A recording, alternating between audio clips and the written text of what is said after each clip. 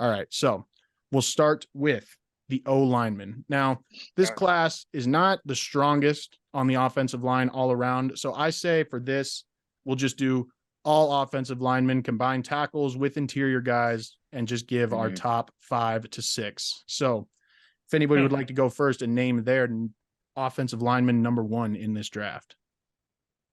Offensive, we're just going pure offense of line, not by position or anything. Then honestly, I'm gonna go Peter Skoronski.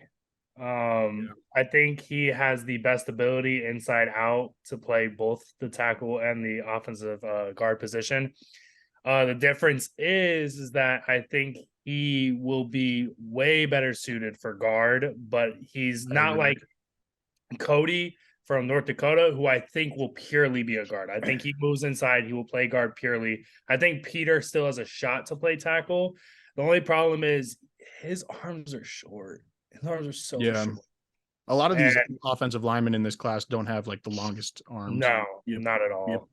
And so with that, I think Peter, if we're going purely positional, I have Paris Johnson at 1 for tackle and Osiris Torrance at 1 for the interior lineman.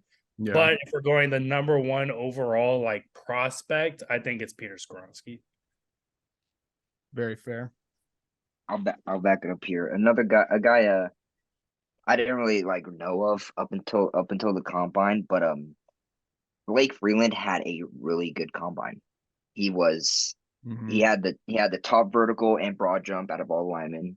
He was top 3 in his 40, and he's 300 pounds. He's 300 pounds, and he ran. Hold on, I have it right here. Something in the 4s. I know 4.9. So 300 pounds running 40 yards in under 5 seconds is asinine. So another freak, I think. Kind of like Peter Skoronski in a way, but Dimaj, you mentioned so you have Skoronski at 1, and then you mentioned Paris Johnson a little bit. Another guy who I really like just as an overall O-line prospect is Anton Harrison out of Oklahoma. I believe he's one of the youngest offensive linemen in the class, and he has some really good tape. I like his pass blocking ability a lot. Similar kind of deal to Skoronski, where the arms are a little short. I think his arms were like 34 and a quarter or 34 and a half inches long, which is, it's not terrible, but another guy who I think is kind of a tweener between tackle and guard, depending on where he gets drafted. But that's my OL3 in this class is Anton Harrison. He's your OL3. That's crazy. Really. Okay. Tackle 3, OL3. Huh. Okay. I'm not a big fan of this interior class at all. Yeah, I have Paris Johnson at 3, and then I liked Torrance, and I was a big 2. fan of Voorhees, but obviously he tore his ACL at the combine, which is just terrible. Shout out, by the way, though, because after tearing his ACL, about 38 on the monster. That's an SC product, baby. That's an SC product, baby. He's an animal for that. He's an animal for that. I think honestly, I'm personally more high on this interior O-line class than I think other people are. Yeah. Not due to the top talent, but because I think it goes deeper than a lot of people think. It does. Obviously, you have Osiris Torrance, who easily is the best guard, probably the best interior offensive lineman in the whole class. Absolute monster, wide base. He just has a lot of tools that makes him an island on the interior. So honestly, love that. But I love John Michael Schmitz. Every mock draft I've done for the Bears, I've had him going there in the second round. He is an amazing zone blocker, has great lateral quickness, overall can run any zone scheme to perfection, was the main caller on the O-line, which is very common for centers. So honestly, still shout out to him, though, for that. I think Cody Mott out of North Dakota State goes to guard. Tough son of a bitch. I love him.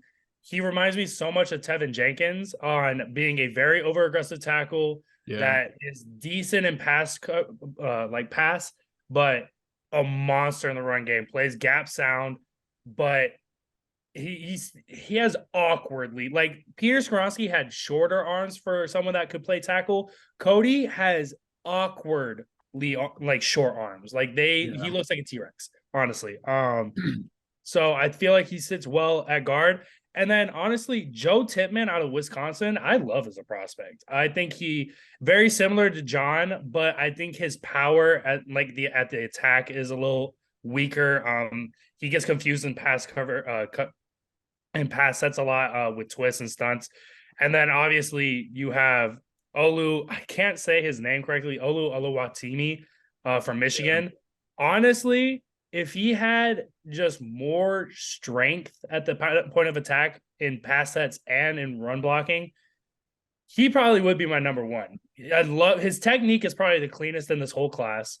But he's just not strong. And the reason why he looked great is because he played on basically the best O-line in college football last year. And it just played to his strengths. So if you can do that, I think honestly he could be the best lineman in this class. But it's just one of those things where he's just not strong. Like in his base. In his top half, he's decent, but not in his base. Yeah.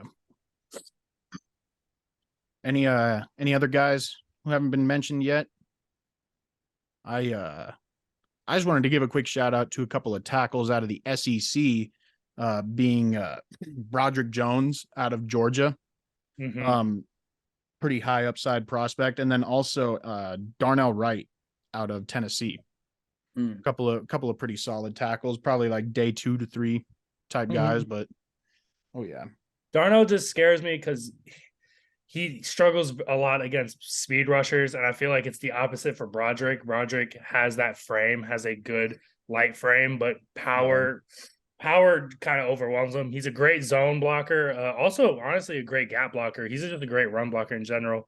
The one tackle opposite of Parrott Johnson, though, Dawand Jones. I think he is going to be a sleeper, and I think it's because in my mind, and I don't know why it keeps I think it's because purely based off of the size, he reminds me of a longer Orlando Brown, which I think is an amazing thing to be.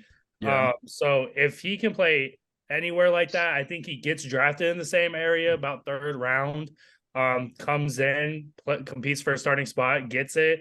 I think he plays well to start his career. I think he's honestly probably one of the more pro-ready tackles, but he just doesn't have how do I say it? The lateral quickness is still not there. Yeah. So if in zone schemes, I would not draft him. Like if you are a gap blocking scheme where you run a lot of power and trap and just have him block down consistently, love it. But if he has to move and get to the second level and do a lot of those things, I would kind of stay away.